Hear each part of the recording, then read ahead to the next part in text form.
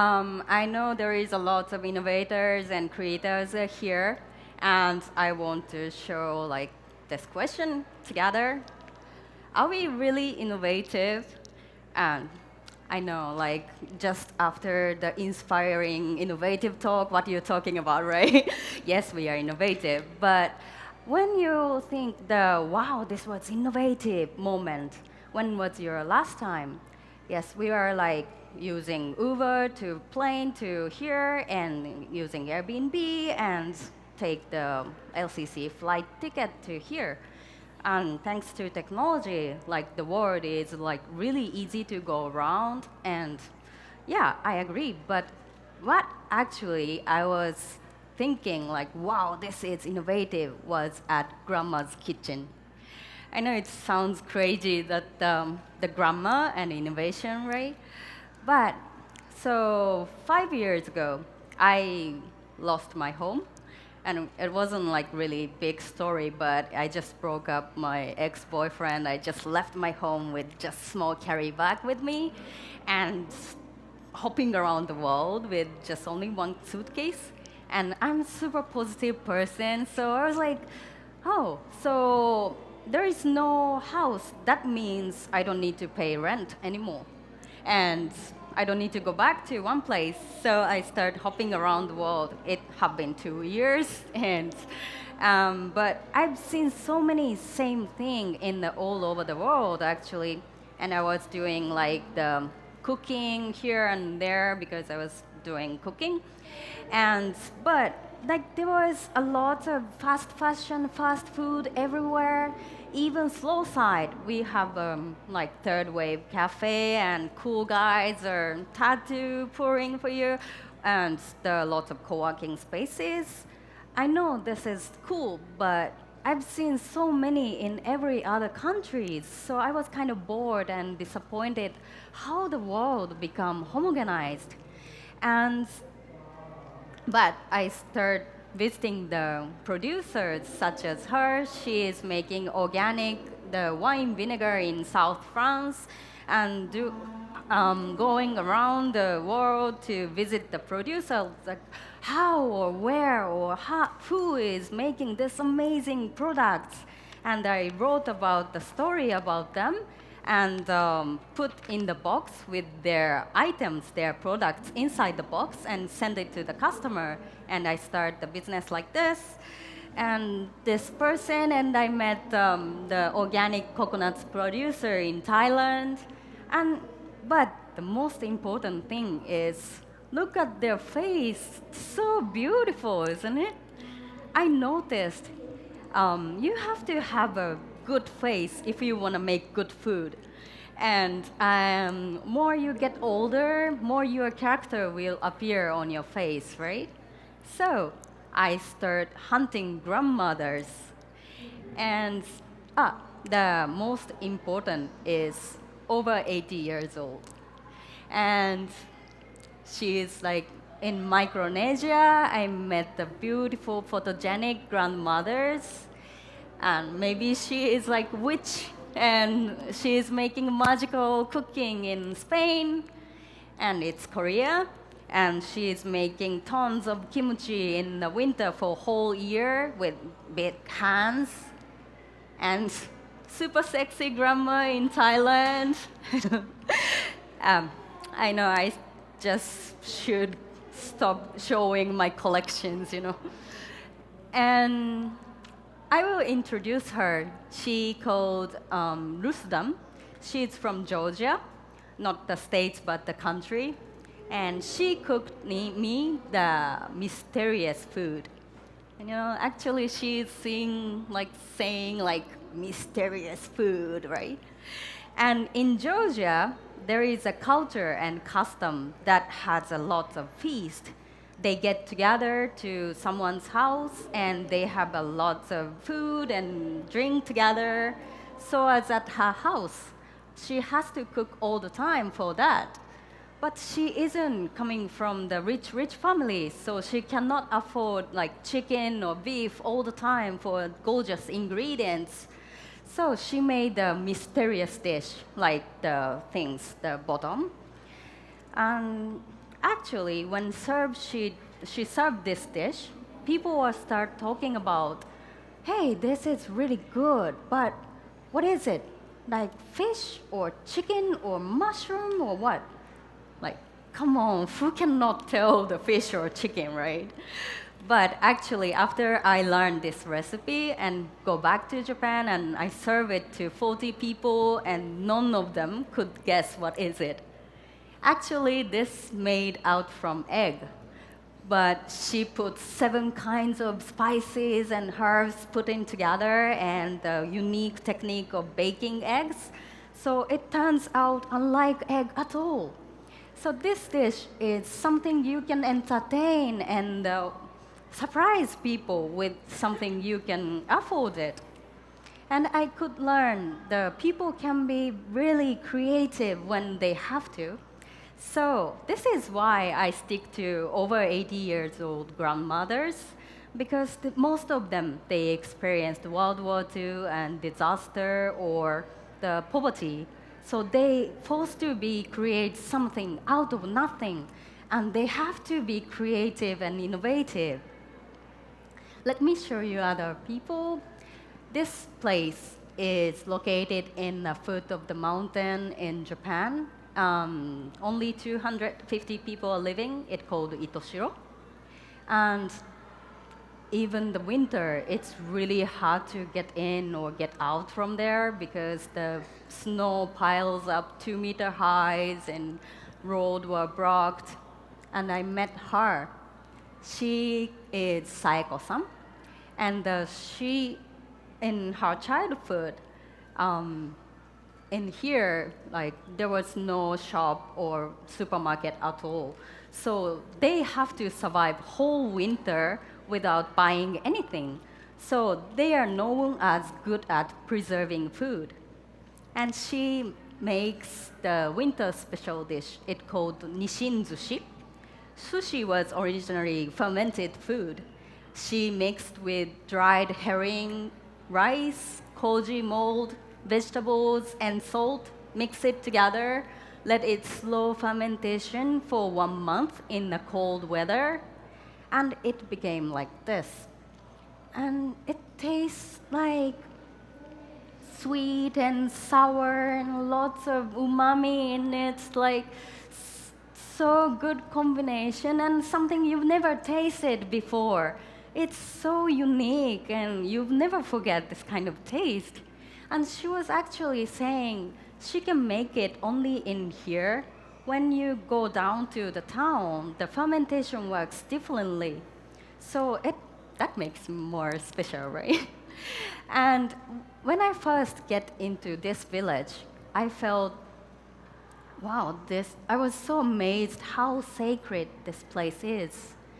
Quiet and peaceful and something extraordinary. And actually, this place has been really important in Shintoism. And Shintoism is like Japanese ancient religion.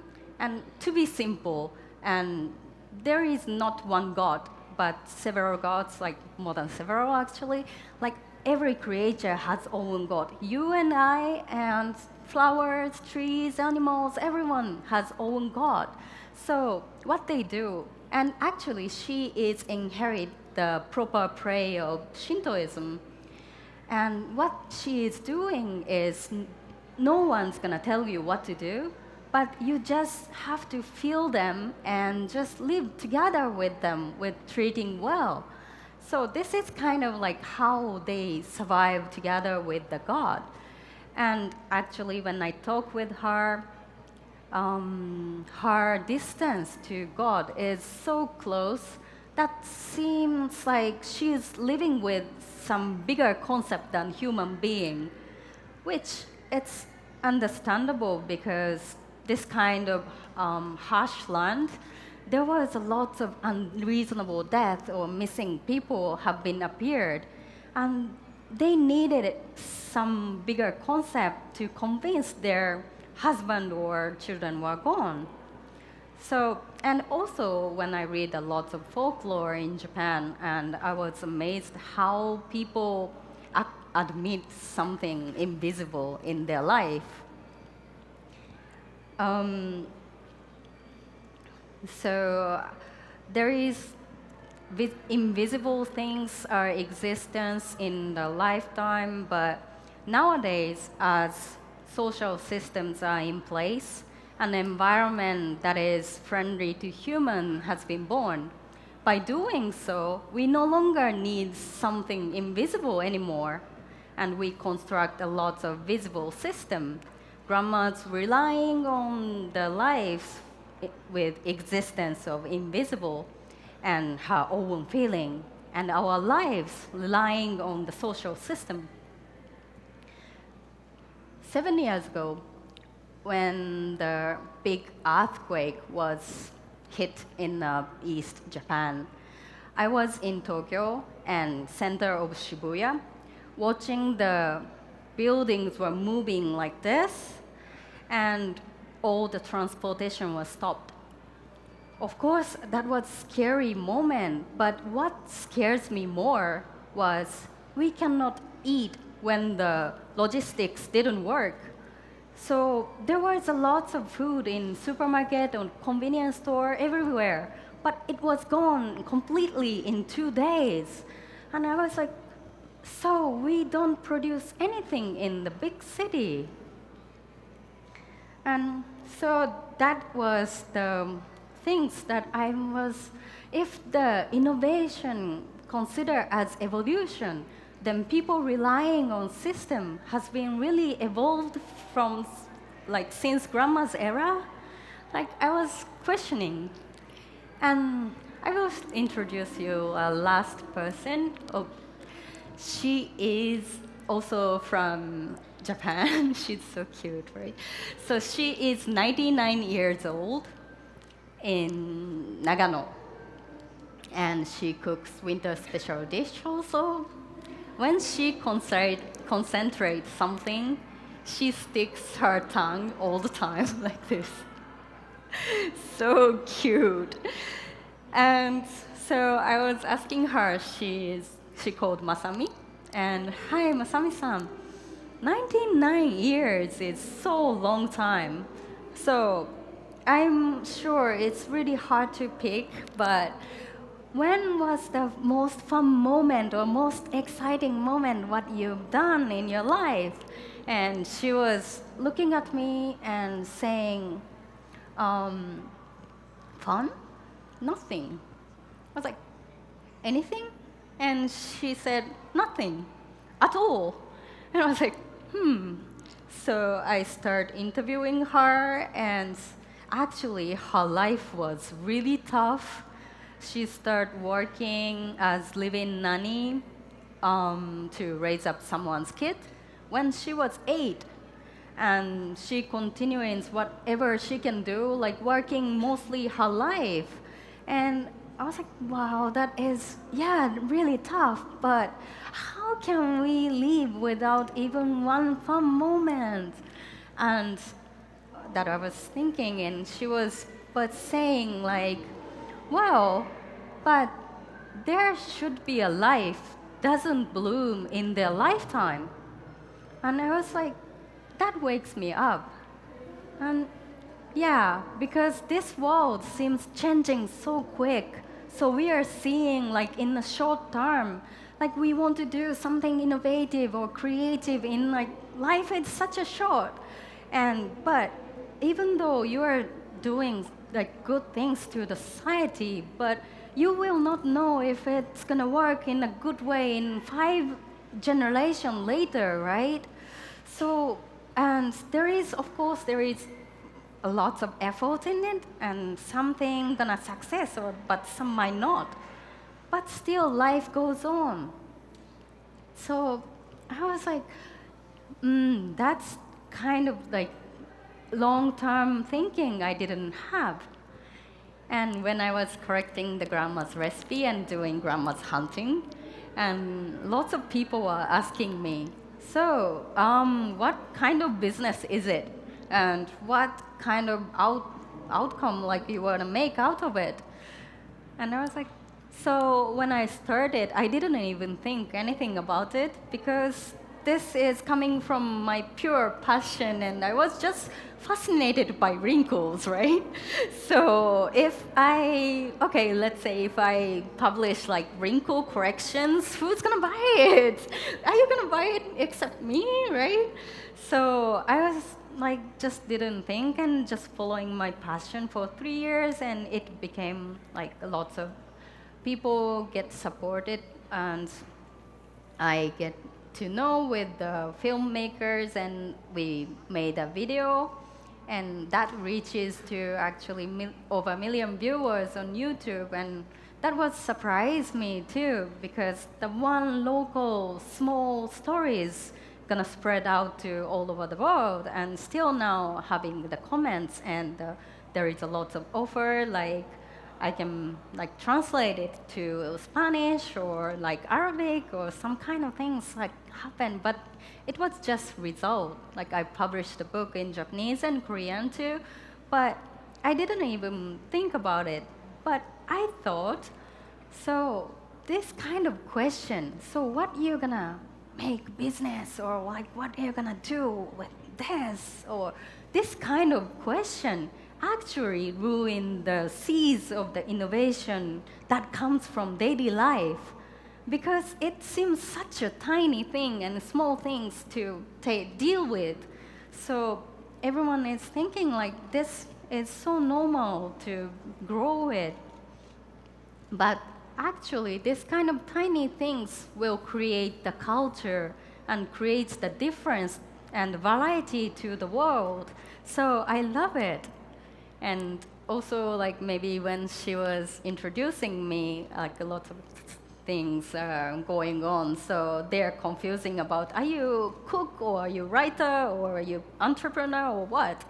But actually, to me, I don't really care, because there are lots of works, like lots of jobs gonna be disappear in next decades, and the new job coming in next decades too.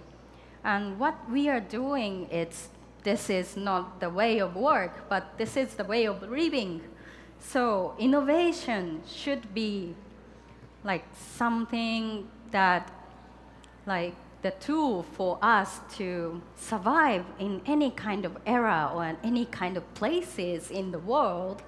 So yes, we can be all innovators, because innovation is not maybe something outrageous, but even coming from grandma's little kitchen.